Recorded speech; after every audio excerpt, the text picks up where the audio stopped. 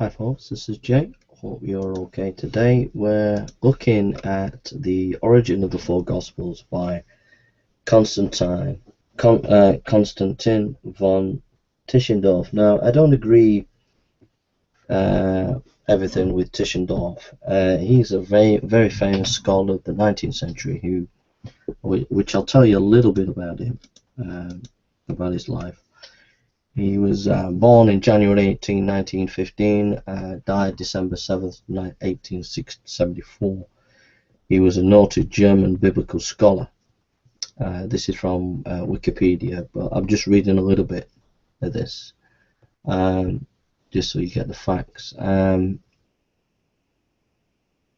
He deciphered the Codex Ephraemi Rescriptus, a 5th century Greek manuscript of the New Testament in 1840, rediscovered the Codex Sinaiticus, a 4th century New Testament manuscript.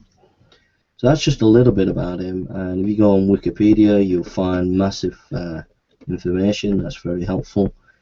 You get a list of his books, and there's links to his various writings, some articles about him. Now the thing about Tischendorf is I don't fully agree with the guy.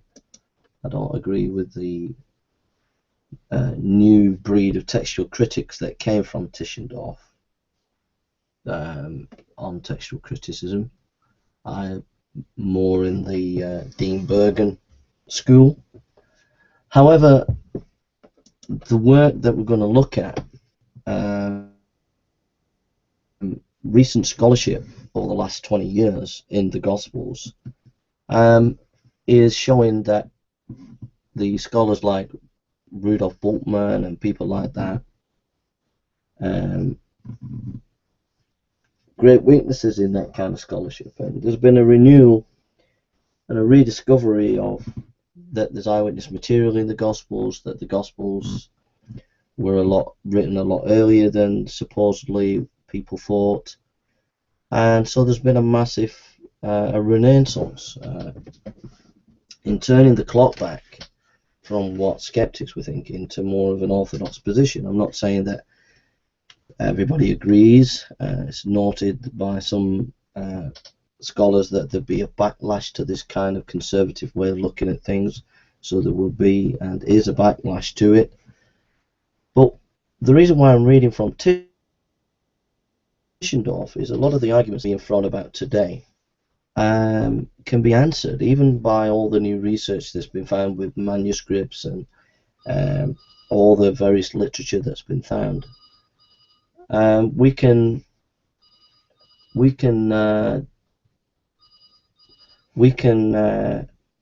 go back to Tischendorf and find arguments that are very helpful for today in the academic world, because it's basically going back to things that we already knew and looking at them in a fresh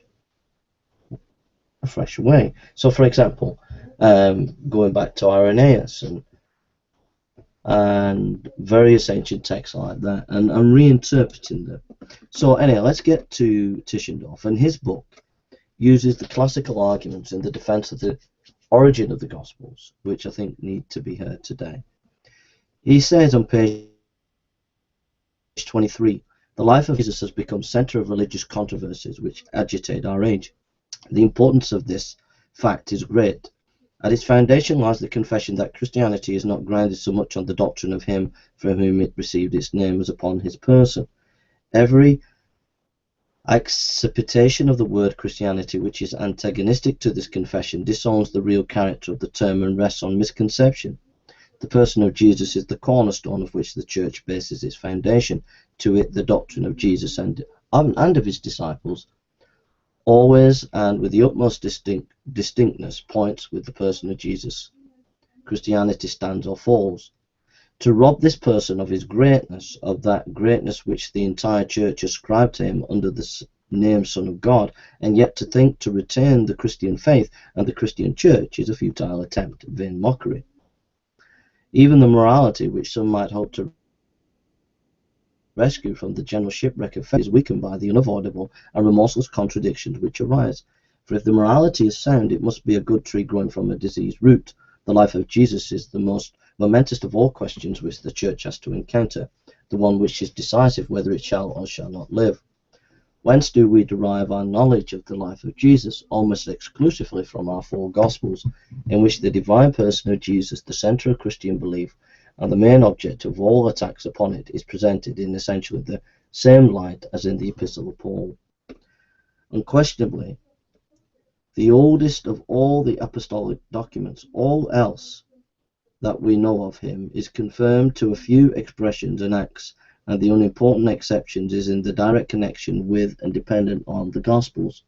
By far the most of these sources are to be found in the apocryphal, i.e. not genuine, untrustworthy fragments, not bearing the true names of their authors and aiming the more or less skill to supplement and complement the Gospel narratives. Others, partly of Jewish and partly of heathen origin, avow that very outset the intention of assailing the Gospels. Finally, we possess the two classical writers of the first and the two following centuries, Tacitus and Pliny. A few incidental expressions which have a lasting interest, the first testifying that Christ, the founder of the religion which had gained so strong a hold even in Nero's time, had been punished with death by the procurator Pontius Pilate, and during the reign of Tiberius, while Pliny asserts in a communication to Trajan that the Christians already, a numerous body in Bithynia, were in the habit of singing songs of praise to Christ as to a god.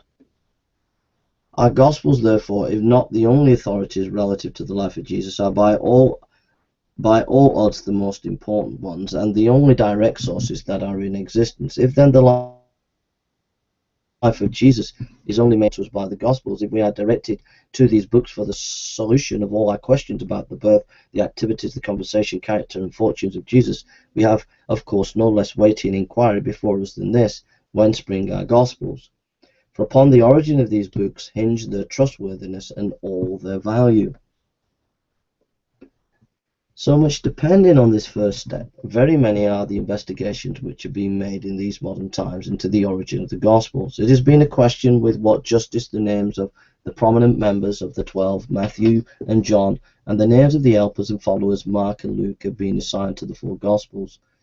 Just so far as the authorships of these documents has been admitted as due to those revered men, the Gospels have been accepted as authentic and trustworthy record of the life of the Lord. Their names have been regarded as satisfactory guarantee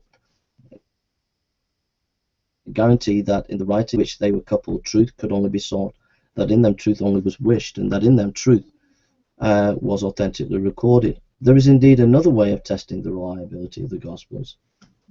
After the rise of rationalizing or rationalistic spirit, and then when the attempt was made to set the reason of men above everything which had previously borne the name of divine revelation, hands were laid at once on the biblical miracles, and it was claimed that they must be explained by the light of the imperfect culture of that time and the incorrect appreciation of the Old Testament.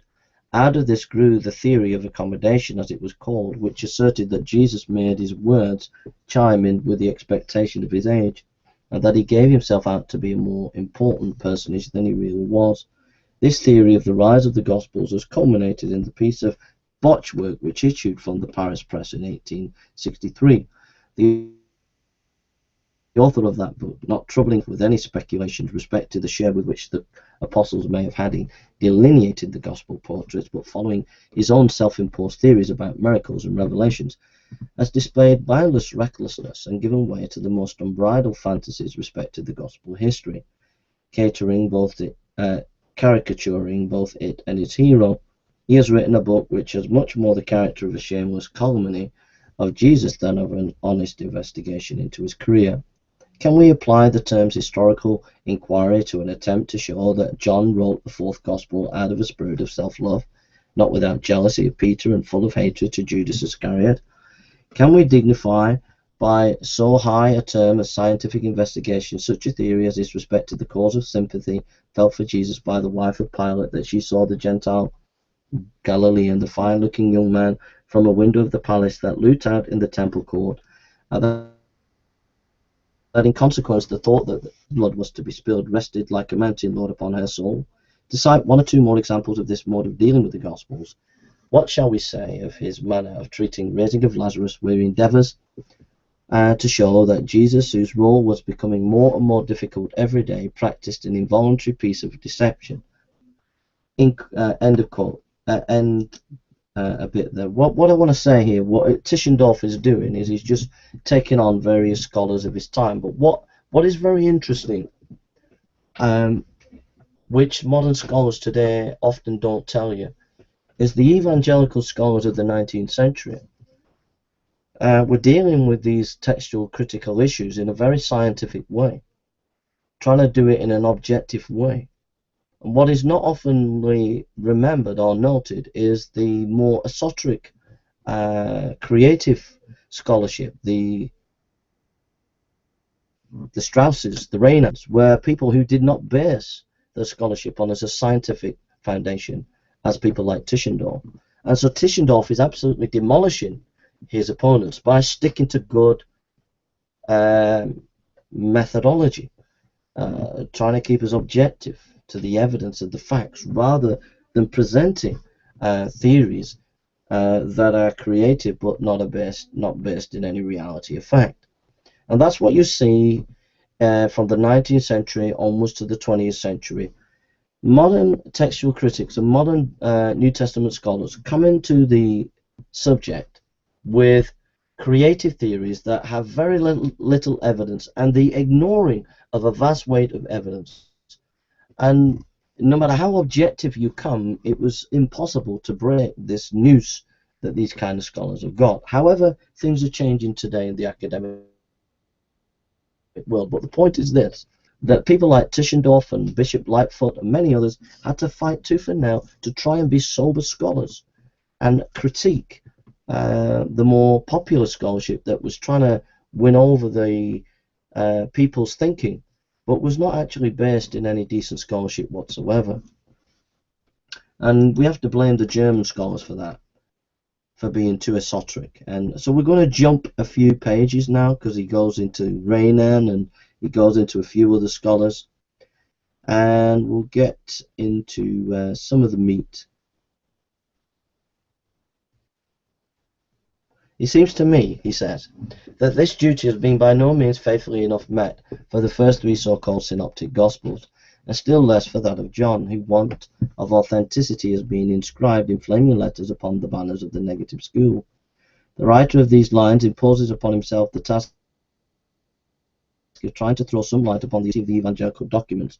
Although in preparing the work not as special students, but cultivated Christians generally, it may not be possible to enter so exhaustively into the subject